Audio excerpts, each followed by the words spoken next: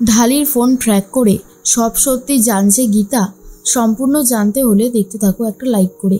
দেখা যায় গল্পের শুরুতেই এঁচড় নিয়ে এসেছে বড়সড় একটা, আর কাভিয়াকে বলে, নাও কাভিয়া, এখন এই এঁচড়টা কেটে ইঁচড় চিংড়ি রান্না করো।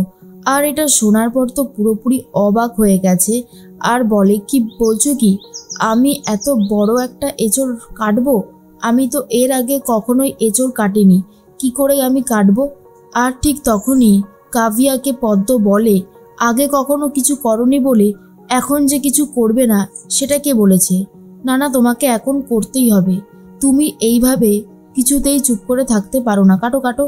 আর এর মধ্যে কাভিয়া বলে, এইবার কি করেছে কাটবো, যেই না কেটেছে আর আঠাটা পুরো হাতে লেগে যায়। আর এটা দেখার পরে কাভিয়া বলে, ইস, আমার হাতটাই তো নষ্ট হয়ে গেল।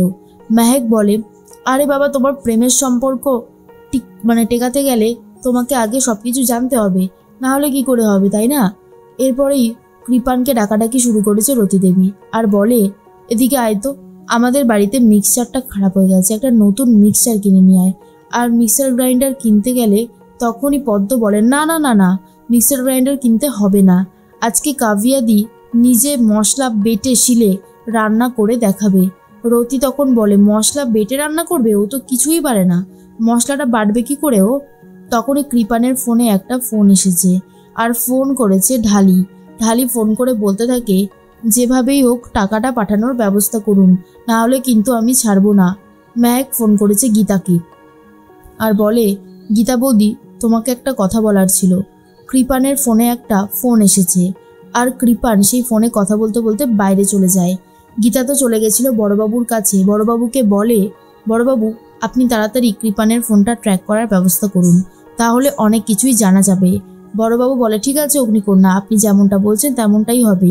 এরপরে গীতাকে একটা সিসিটিভি ফুটেজ দেখায়, যেখানে অঙ্কিত সিসিটিভি ফুটেজে দেখা যায় ভেতরে ঢুকছে। আর গীতা বলে, তার মানে আমার খুড় শাশুড়ি মা ওনাকে ঢোকার ব্যবস্থা করে দিয়েছিল। এখন তো দেখছি অঙ্কিতও ভালো না, এত বেশি পরিমাণে ও খারাপ কাজ করছে, আর কতদিন ওকে বাঁচাতে পারবো? এরপর তো ও ঠিক ধরা পড়বে। আর মেহেকের কতটা খারাপ লাগবে বড়বাবু। বড়বাবু বলে, সমাজটায় খারাপ লোকে ভরে গেছে অগ্নিকন্যা, এই জন্যই তো আমি সবসময় আপনার পাশে থাকি, যাতে আপনি ভালো ভালো কাজগুলো করতে পারেন। আর এটা দেখে সত্যি খুবই ভালো লাগে।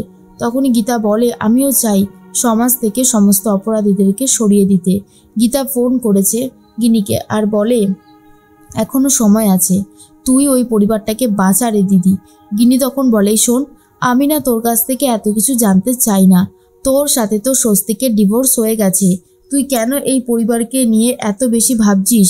তোকে এই পরিবারকে নিয়ে অত বেশি ভাবতে হবে না, আমরা আমাদের মতন ভালো আছি, তুই তোর মতন ভালো থাক। এই বলেই ফোনটা কেটে দেয়। গীতা বলে, বোঝালাম, কাজ যখন হলোই না তখন আমাকে অন্য স্টেপ তো নিতেই হবে, এছাড়া তো আর কোনো উপায় নেই। এর মধ্যেই ঢালি ফোন করেছিল কৃপানকে, আর 10 লাখ টাকা চায়।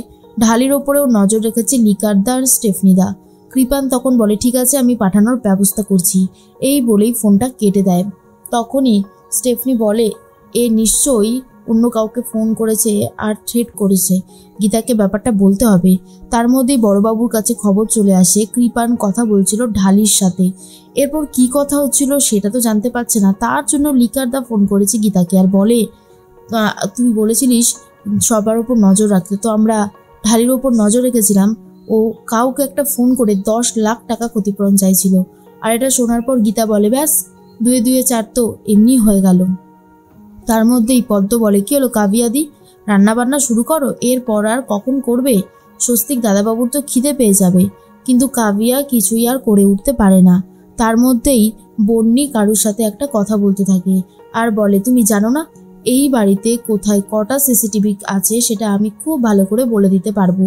আর সিসিটিভি ফুটেজ দেখেও বা কি প্রমাণ করবে? কিচ্ছু প্রমাণ করতে পারবে না। ঠিক তখনই চলে এসেছিল রাকা।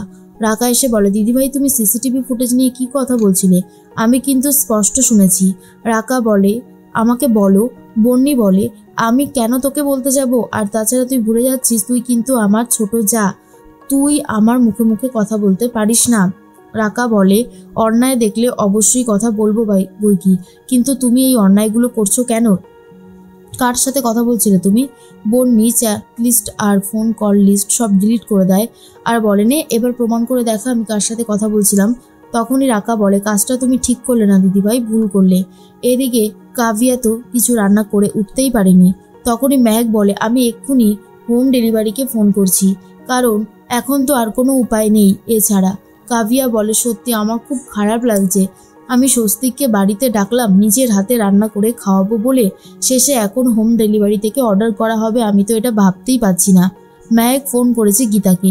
গীতা তো নিজে হাত পুড়িয়ে রান্না করতে থাকে। মেহেক বলে, আচ্ছা এটা কি গাঙ্গুলি ফুড সার্ভিস? তখন গীতা বলে, হ্যাঁ বলুন কি ফুড সার্ভিস লাগবে। তখনই মেহেক বলে, আপনি আজকে কি রান্না করেছেন তার মধ্যে থেকে ভালো ভালো কিছু পাঠিয়ে দিন। তখন কাভিয়া বলে, সত্যি আজকে স্বস্তিকটা আসবে আর আমি কিছুই করে উঠতে পারলাম না। খারাপ তো খুবই লাগছে, কিন্তু কিছু করারও নেই। তখন ইলিন বলে, বেশ হয়েছে, সংসার করবে, গীতা বৌদির মতন জমিয়ে সংসার করতে পারলে তবে বুঝতাম, কিন্তু তুমি কিচ্ছু পারবে না, একটা অষ্টরম্ভা কোথাকারের। এরপর কৃপান বলে, দিদি তোর দ্বারাই হবে না, তুই ছেড়ে দে। আর কাভিয়া নিজের রীতিমতো কান্নাকাটি শুরু করে দেয়।